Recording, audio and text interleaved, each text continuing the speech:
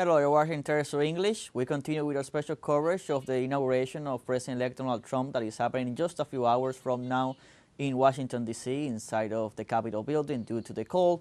And for more information, that's why we're going to have contact with our special envoy in Washington, D.C., Carlos Montero, who has been on the ground since yesterday, providing us with all the latest information. Remember, just hours from now at noon, in time in Caracas, we'll have this inauguration. Let's hear what Carlos Montero has to say.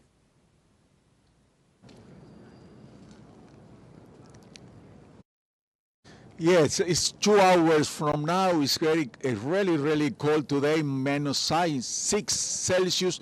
And I want to tell you where I am. This is a famous avenue here in Washington. It's Pennsylvania Avenue.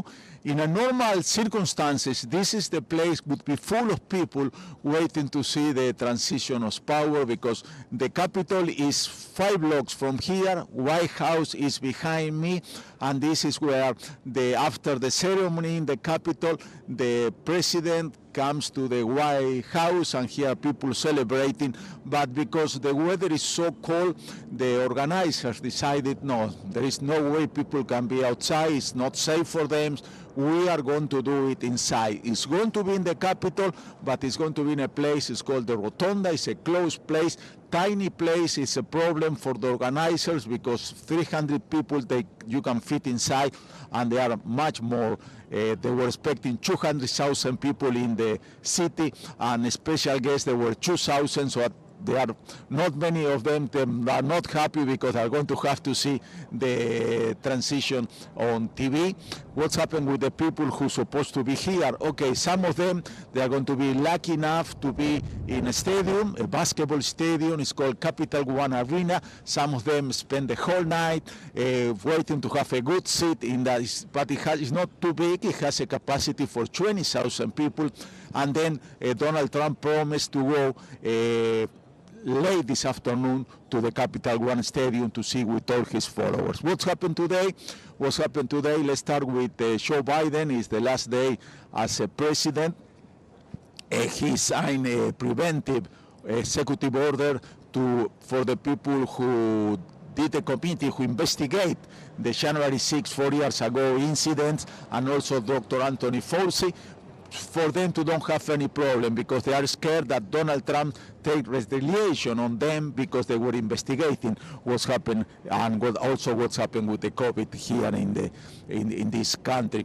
And then Donald Trump, he was in a church, in a Episcopal service. He was with the vice president, and then he's going to the White House to have breakfast with the President Biden and his wife.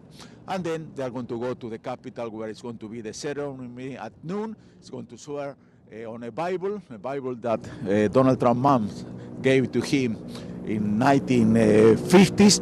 And then he said he's going to start to work. He's going to start work very hard. People are going to be surprised. He said last night when he talked in Capital One with his followers, it's going to be how great America is going to do and how fantastic everything. He's very optimistic. He has a lot of energy. I saw him yesterday talking to his crowd, but the situation here is different. There are a lot of people who are concerned about what Trump can do in his President 2.0. He said he's going to deport, a massive deportation from day one. Let's see what he has to say. He's going to sign those executive orders. They're going to be 100. Let's listen what he's going to say at noon and then what he said tonight. And what about those executive orders? There are so many things we have to follow today, so it is going to be a very important day news-wise, and we are going to try to inform you what's going on here from Washington. But from Pennsylvania Avenue, that's all from right now. We'll be back with you at any time, going back to the studio. Thank you, Carlos, for the information. We'll stay tuned with you throughout the day to know everything that is happening in this inauguration, January 20th, of President-elect Donald Trump, President of the United States. That's all the headlines for now. Thank you for watching. Stay tuned with teleSUR English.